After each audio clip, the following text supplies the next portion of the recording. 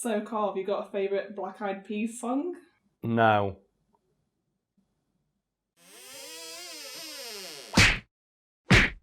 Here on the channel, we have a massive amount of respect for Daft Punk, if only because they have the balls to walk around at all times dressed like cool robots.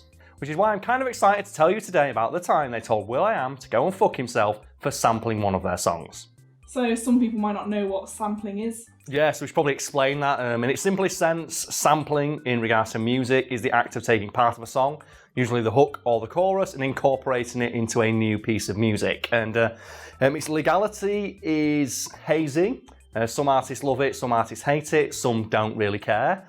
And the perceived benefits of sampling is that it can perhaps give an older piece of music that is being sampled a shot in the arm, and also affords artists who are quite good at it or adept at sampling to, express the range of their creativity. And there's quite a lot of songs that feature it. It's especially prevalent in rap and dance music. So I think David Guetta is famous for just taking old songs and fuck it, remix it. Which we're not going to play, because we've learned our lesson with playing samples of music on this channel before. I think if we're going to play any song, it's going to be Daft Punk songs. That's the only one because I don't mind if the video gets demonetized because Daft Punk wants some money. You know what, you're welcome to it. You guys have got me through a lot. Daft Punk, you can have the money for this if you choose to demonetize the video. Please don't though. I'd kind of like to eat this month, and so would Nisha. It's we kind of got shit to do. But anyway, sampling, as I mentioned, it's controversial in the sense that you are taking someone else's work and then making money off of it. Yeah. So for the most part in the music industry, it's seen as being okay as long as you ask for permission. And most artists will do that, because generally when big artists sample something, they have millions of dollars in industry connections. And you have to be a real dickhead to not, at the very least, ask the artist you're sampling for permission. Enter Will.i.am. So what did Will.i.am do? He sullied the good name of Daft Punk. Those poor innocent robos did not deserve this. And in 2007, he remixed one of the robot duo's songs for his third self-published album. Now, I don't care enough to fact check this. And he promised fans of his that I'm going to release something that's going to blow your fucking mind.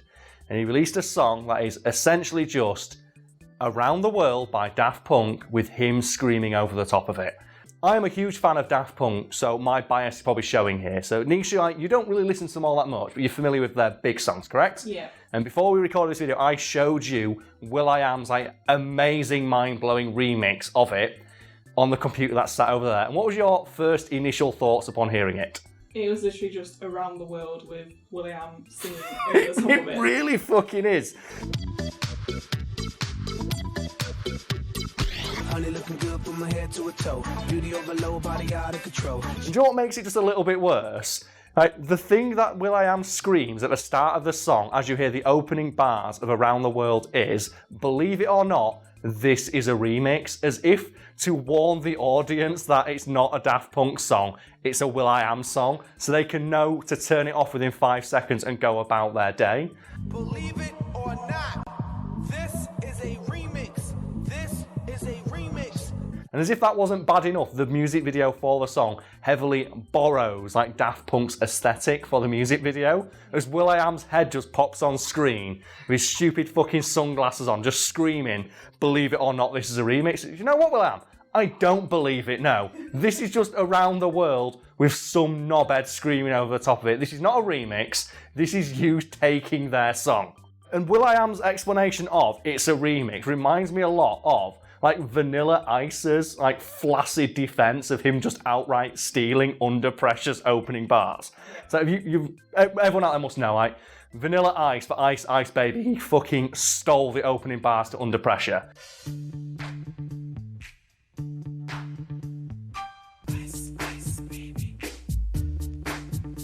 There is an amazing interview out there that I want you to track down and play for people at home, where Vanilla Ice himself defends that it's not the same by doing the dings. And he goes no, it's not the same, it's dinging, dinging, dinging, but my song goes ding, ding, ding, ding, ding. Or some shit, I don't know exactly what he does, but he does it without a hint of shame, and tries to argue that no, I didn't steal the song. ding ding ding ding ding ding ding ding ding ding. That's the way theirs goes. Ours goes ding ding ding ding ding ding ding ding ding ding ding ding ding. That little bitty change. What Will.i.am did is pretty bad, but I don't think any theft in music is as blatantly obvious as what fucking Vanilla Ice did in that song. And the fact there is actual footage of him out there defending the difference while just going ding ding ding ding ding ding into a microphone in front of this bemused interviewer who's just there going, just like knowing in their head this is going to be like, you know, quoted in the court case. It's so obvious. You just I'd have more respect. You went, yeah, I fucking stole it. It's a good song. Have it. I'd have more respect. I just want more people to admit it's a good song. It's Queen and David Bowie working together. Why would I not fucking steal that song? It's so good. It's the two greatest artists of a generation teaming up, and I'm Vanilla Ice. Why wouldn't I steal their shit? It's very hazy how legal it is to just take part of music, which is usually why, if you just ask permission, the only like cast iron defense for it is if it's parody, which is what Weird Al uses. That's how he gets away with all what he does. And he though still asks for permission, because the story goes, I think he parodied Gangsta's Paradise from Coolio, and Coolio got really annoyed about it and said to like Weird Al, you're disrespecting the song. Like you are mocking my artistry. And then 10 years later, Coolio put it in the fucking Sonic movie or whatever. And Weird Al after that point said, even though I'm completely within my rights to do this, and I'm covered under parody law, I don't want to piss off the artist, so he always asks permission, which is why he never did, I believe it's a Prince song. Because he used to ask Prince every single year, can I parody one of your songs? And Prince always said no. But that's the only way you can like absolutely guarantee to get away with doing this. Otherwise, just ask permission. And if the artist says it's okay, chances are it's going to be all right. Even if the record studio has a problem with it, they're not really going to go against the artist just for bad publicity. So I think, like, speaking of Prince, that happened once where he covered, like, Creep at Coachella, and someone recorded it and uploaded it to YouTube.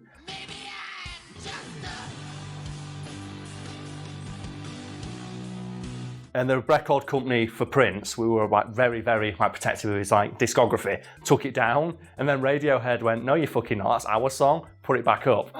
Which is like it's one of the few bootleg live performances of Prince that's available on the internet, because like just Radiohead went, no, fuck it, it's our song. Yeah. I think something similar happened with, you know, that astronaut, is it Chris Hadfield? Yeah. The famous, like the astronaut with the big mustache. He sung Space Oddity in space. Ground control to Major Tom. And the record company told him to take it down, and David Bowie himself came out and no, put it back up. You fucking arseholes, I'm David Bowie. And they went, okay. They immediately just like backed down to not argue with David fucking Bowie. And I love that shit. Also, I think that was a great court case as well, because like the legal precedent of is it really copyright infringement if it's in space? And apparently there was a few lawyers that were really hoping that case would go to court, so they could set the precedent as if it like is space like open waters. Like if I went into the middle of the ocean and did this, it's not illegal because like there's no real jurisdiction here. What is the jurisdiction of space? Right, we're getting off topic now. We are, yes. It's almost like that's what we do in these videos. But I see your point. Should we bring it back to Daft Punk or Will.i.am? We'll bring it back. Did Will.i.am ask for permission? No, he fucking did not. And it's not even like that would be hard to do. Yeah. They are quite private. Apparently Daft Punk don't like talking to people, and they don't really do much press, because why do they need to? Yeah. But like, if Will.i.am really wanted to, he could have got in contact with someone representing them to ask permission, but he just didn't. And we don't really know why he did this. The assumption is that he thought they would be flattered by him remixing their song. But my theory is he just wanted to test whether robots understand the concept of plagiarism. I'm going to guess this song was never released. No, it wasn't. It was immediately removed from the album. Apparently after Daft Punk caught wind of the remix and told Will.i.am in no uncertain terms, cut that shit out. And there is an industry rumour from people familiar with the situation who said that privately, when Daft Punk heard the song, because they heard it, one of them quipped, I prefer our music when Will.i.am is not involved, which is fucking a brutal burn, isn't it?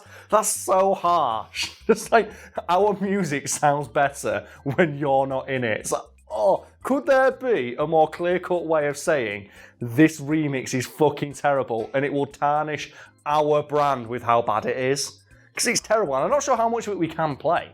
Because obviously it was never released, so the only versions of it on YouTube are just people who just managed to get hold of the video before it was taken down. Yeah. But I implore anyone who is a fan of Daft Punk to go listen to Will.i.am's amazing, mind-blowing remix and decide for yourself how good a job he did.